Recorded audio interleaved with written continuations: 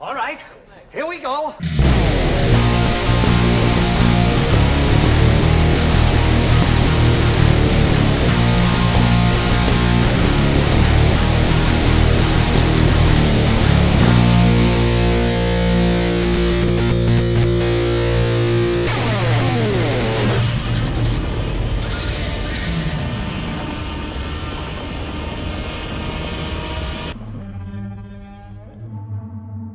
Cruella de Vil, Cruella de Vil. If she doesn't scare you, no evil thing will. To see her take a sudden chill. Cruella, Cruella de Vil. Bum, ba-dum, dum, dum, dum, dum, dum, dum. I always loved that song as a kid. What's up, everybody? Cruella is directed by Paul Gillespie and stars Emma Stone as Cruella, Emma Thompson, Joe Fry, and Paul Hauser. Now, when they announced a Cruella movie, I was actually excited because I love a 101 Dalmatians. I always liked that. I always liked that song. Cruella de Vil, Cruella de Vil. I just like it. It's such a cool song. So I always like Cruella because she was comparing to the cartoon. Cruella in the cartoon was a freaking psychopath. Like, she was all crazy. I never forget that scene, as we all know, it's like at the end when she races in a half-broken car, like the eyes bloodshot red, and it's like, I'm gonna kill everybody. It's like, damn. Like, this time is a different story of Cruella. We get to find out, we start off her as a child, and as a child you can already see she's different, she's always sassy, she always does stuff differently, but as her mother tells her, like, no, try to be more normal. So like, you can see from the start off, like, that there's two personalities in her. You have like Estelle, like the normal regular girl, and then you also have kind of like her alter ego, her second side, which is Cruella, which is more fabulous, and I'm the greatest designer, and I'm larger than life, darling, and all that basically. And this is kind of the story, her coming up. And one thing I must say, like, I don't know, I don't find this a spoiler, but Disney hates parents. I don't know for what reason, but Disney hates parents. Because we get to see Cruella's mother die, kind of like in a dark way. It's like, okay, we've seen parents die before, but it was kind of like, off screen, or you wouldn't even see them. No, we see like the body, like, dying and stuff. And I was like, okay. So this tone is a little bit different of the movie, since he's a villain, I think they go more for a darker tone. I was like, okay. I still don't know why Disney hates parents. Like, like the only movie I can think of where the parents live is like Mulan. Is it, please name another movie where the parents are alive, because it's like hard. They kill parents. Disney loves killing parents. But anyway, we get to her, finding out, her basically being on her own. And as a kid, she meets, Hauser and the other two guys who become her friends. They grow up together. They basically, help her. And she has this desire to be a designer. And she's very good at it, and her trying to make her way as a designer in the fashion industry. And this is her, her story. And also the same thing, coping with those two sides. Where it's kind of like Two-Face, I viewed the character like, because Two-Face also has like this good side and this bad side, and I feel like the same way is kind of like Cruella. Like, she has this good side to her, but she also has like this bad side that kind of like, takes kind of more control over her. She get a job at this designer firm, which is the biggest in London, which is led by Emma Thompson. So, and she's designing, she's like this entrepreneur, who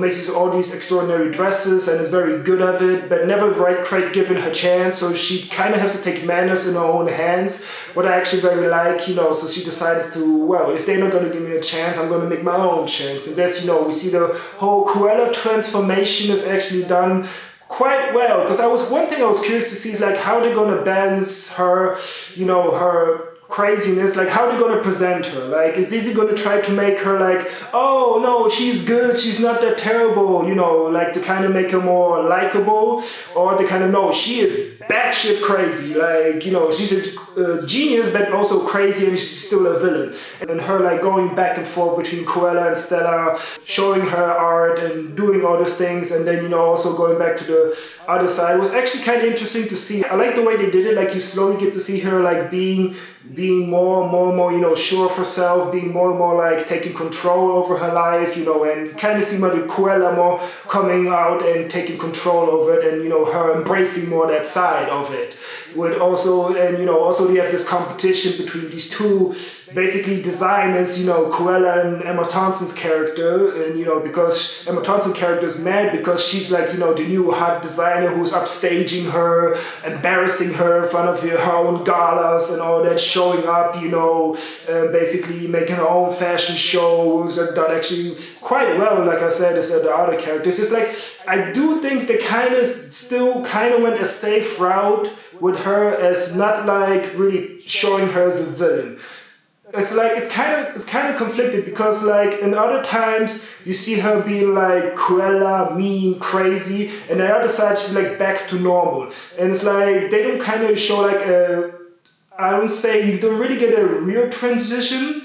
Because like sometimes you think there's this moment where like she talks to the other guys who, you know, she felt like, you know, they betrayed her, they didn't like her that much, you know, she's trying to win them back, but then she says like, oh, I'm still young, I might kill anyway. You know, it's like, it's stuff like that, so you can, so I kind of like they doesn't show like, oh no, we didn't make her like an anti-hero, we didn't make her like, no, she is crazy, she is evil, but like, you know, it's like still like at the first stage as well, like, so like at the end of the movie, like when we see her, you know, be full Cruella, it's like, you know, this is like the beginning of her, it's not the one we see like in the 101 Dalmatians. Now there are some references also to that movie, which I like. There's a mid-credit scene, what kind of like gives the fans of 101 Dalmatians like what they need. It was actually a nice scene, I actually quite liked it. The movie, you know, it's like the story of her trying to become this big fashion genius, which she, you know, slowly is, and also, you know, the characters and the relationships that she has, you know, with the two, with Joe Fry and Paul Hauser, you know, who plays the other two characters with her, and the relationship between them, which I actually quite liked what they had in the movie. I kind of wish that was explored a little bit more.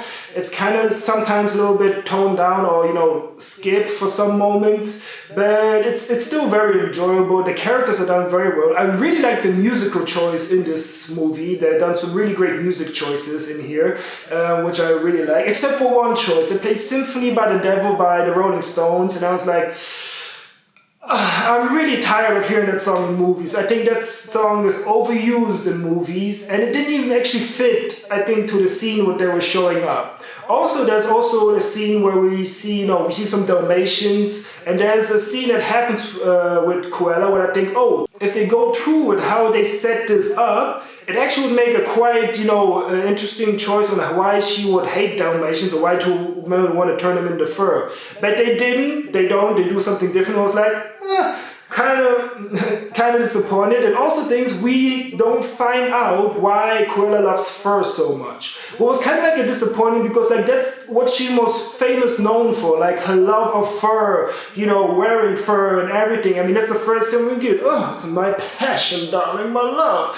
So I was like, we kind of don't get that there. It's like maybe we'll get in a sequel, which they already announced they're going to make a sequel. So I really hope they dive in more of that. So but I kind of see that this time they're like, okay, no, this is like the beginning steps of her. And then I think in the next sequel, like I really hope they go like full-blown, you know, crazy with it, because it's a really fun character. Villains are always interesting characters. They're also like, I do like one of my favorite moments in the movies, like this fashion show which he has with this like rock song, and that was done very well. And like I said, the characters, all the villains, the motivations is done very well. Like, the third act is kind of like anticlimactic. I saw what they wanted to do, but I kind of like was expecting at the final act to be a little bit more grand and bold, because all the time like during the second act of the movie you have these big grand, bold moments, you know, with fashion and everything, and then the third act is kind of toned down, which I kind of was like, I think they could have go big, but maybe, you know, they have to play it safe because it's the first movie. So, but anyway, Cruella, I'm gonna give this movie an 8 out of 10. I really had a good time with this movie. There are good characters. Emma Stone does a really great performance as Cruella. Performances are great. I really like the music. I really like the portrayal of the character and how they showed the character,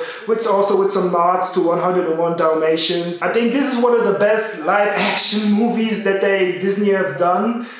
And it's an original movie, it's not a remake. So Disney, please learn, stop making these god-awful live-action remakes that suck anyway, and start making live-action movies with the characters, but like an original movie, like Cruella. Cruella was a very enjoyable, entertaining movie. But yeah, thanks everybody for watching. Let me know what you think, and as always, see you next time. Goodbye, darling.